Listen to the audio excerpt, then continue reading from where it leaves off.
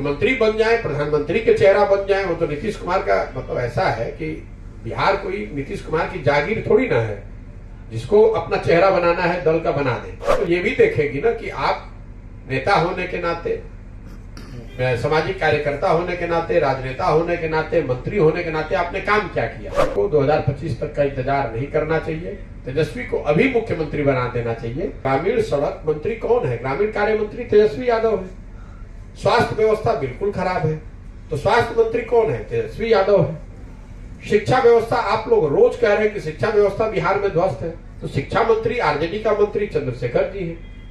तो मुख्यमंत्री बन जाए, प्रधानमंत्री के चेहरा बन जाए, वो तो नीतीश कुमार का मतलब ऐसा है कि बिहार कोई नीतीश कुमार की जागीर थोड़ी ना है जिसको अपना चेहरा बनाना है दल का बना दे। लेकिन बिहार की जनता तो ये भी देखेगी ना कि आप नेता होने के नाते, सामाजिक कार्यकर्ता होने के नाते, राजनेता होने के नाते, मंत्री होने के नाते आपने काम क्या किया। लेकिन मोटे तौर पर मैं यही उस पर टिप्पणी करूंगा कि नीतीश जी को 2025 तक का इंतजार नहीं करना चाहिए। तेजस्वी को अभी मुख्यमंत्री बना देना चाहिए ताकि लोग ये देख पाएं कि तेजस्वी यादव में कितनी काबिलियत है और कितना बढ़िया वो बिहार को चलाते हैं, कैसे बिहार की व्यवस्था को सुधारते हैं। और उसके आधार पर 25 में उस पर मत पड़ेगा तो शायद नीतीश कुमार के लिए और महागठबंधन के लिए भी बेहतर होगा। एक बात तो तय है, वो नीतीश जी ने अपने बयान में भी स्वीकार कर लिया कि नीतीश कुमार के चेहरे पर और तीर छाप के बटन पर, उस पर तो कोई चुनाव जीतने वाला नहीं, वो तो दल बचेगा ही नहीं। इसलिए नहीं बचेगा कि नीतीश कुमार ने स्वयं ही मान लिया कि भाई हमारे चेहरे पे तो अब एक वोट मिलने वाला है नहीं। तो जिस चेहरे पर वो चुनाव लड़ना चाहते हैं उस चेहरे को और आगे उनको देना चाहिए, उनको जिम्मेवारी देनी चाहिए ताकि वो जिम्मेवारी पे जनता उनको देख पाए कि तेजस्वी यादव में कितनी प्रतिभा है, कितनी क्षमता है, कितना बढ़िया वो सरकार को चला पाते हैं। सर, आपकी यात्रा जो है ये पॉलिटिकल है क्या? आने समय पॉलिटिकल रूप लेगा? भाई यात्रा जो है वो बिल्कुल सामाजिक है, जिसका उद्देश्य राजनीतिक हो सकता है। बिहार में एक नई राजनीतिक व्यवस्था बनाने के उद्देश्य से ये यात्रा की जा रही है। हम लोगों का मानना है कि बिहार की जो स्थिति है, अगर इसको सुधारना है तो कोई एक व्यक्ति या दल अकेला इसको नहीं सुधार सकता है। बिहार अगर सुधरना है तो वार्ड सदस्यों से लेकर ऊपर मुख्यमंत्री तक हर जगह पर सही लोगों के चुनकर लाए जाने की जरूरत है। और इसका मतलब है कि करीब करीब 1.5 लाख लोग जो जनप्रतिनिधि अलग अलग स्तरों पर चुनकर आते हैं, वो सब जगह पर ऐसे लोगों को चिन्हित किया जाए जो कि समाज के सही लोग हैं और उनको उस जगह पर लाकर जिताकर जनता की मदद से लाया जाए ताकि बिहार की व्यवस्था को सुधारा जा सके। ये पूरा जो जन स्वराज अभियान है उसका एक उद्देश्य ये है कि समाज से ऐसे लाखों लोगों को चुनकर निकाला जाए जो समाज के सही व्यक्ति हैं, उनको वो विकल्प, वो प्लेटफॉर्म दिया जाए जिसके जरिए वो चुनाव लड़कर अपनी क्षमता के अनुसार इस पूरी राजनीतिक व्यवस्था के हिस्सा बन सके और बिहार को सुधारने की दिशा में अपना योगदान दे सके। हर रोज उसकी चर्चा हो रही है, बोले हुए 2024 के बाद तेजस्वी बहाल।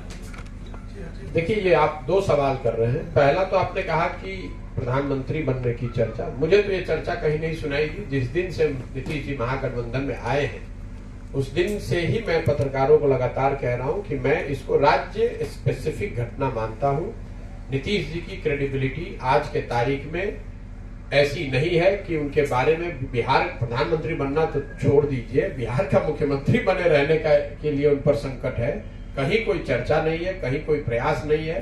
ये चर्चा कौन सुन रहा है मैं तो नहीं जानता हूं। जहां तक दूसरी बात है वो ज्यादा महत्वपूर्ण है। उन्होंने कहा कि 25 का चुनाव तेजस्वी जी के नेतृत्व में लड़ा जाएगा। तो मेरी मांग ये है, मेरा सुझाव भी ये है कि भाई 25 तक इंतजार करने की जरूरत क्या है। आज जो गठबंधन है उसमें आरजेडी सबसे बड़ा दल है, तो नीतीश कुमार जी को अभी ही तेजस्वी जी को मुख्यमंत्री बना देना चाहिए ताकि वो 3 साल उनके पास काम करने का अवसर रहे और जनता के पास भी अवसर होगा कि वो देख पाएगी कि 3 वर्ष में तेजस्वी यादव ने कितना बढ़िया काम किया, ताकि जब उनके नेतृत्व में चुनाव हो तो जनता उनके कामकाज के आधार पर, उनके 3 साल के परफॉर्मेंस के आधार पर वोट कर सके। अभी तक जो हम लोग देख रहे हैं तेजस्वी जी का जो परफॉर्मेंस है, जिसके नेतृत्व में महागठबंधन चुनाव नीतीश जी के शब्दों में लड़ने वाला है।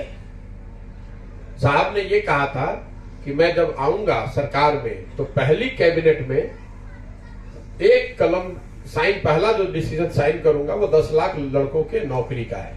अब पिछले 3 महीने से ज्यादा से कैबिनेट में हैं और कई कैबिनेट में कई सिग्नेचर भी किए होंगे कैबिनेट के डिसीजन पे। मैं ये सोच रहा हूं कि 10 लाख नौकरी वाला जो डिसीजन था, मतलब कलम टूट गई है या स्याही सूख गई है, ये तो नीतीश जी और तेजस्वी यादव ही बताएंगे।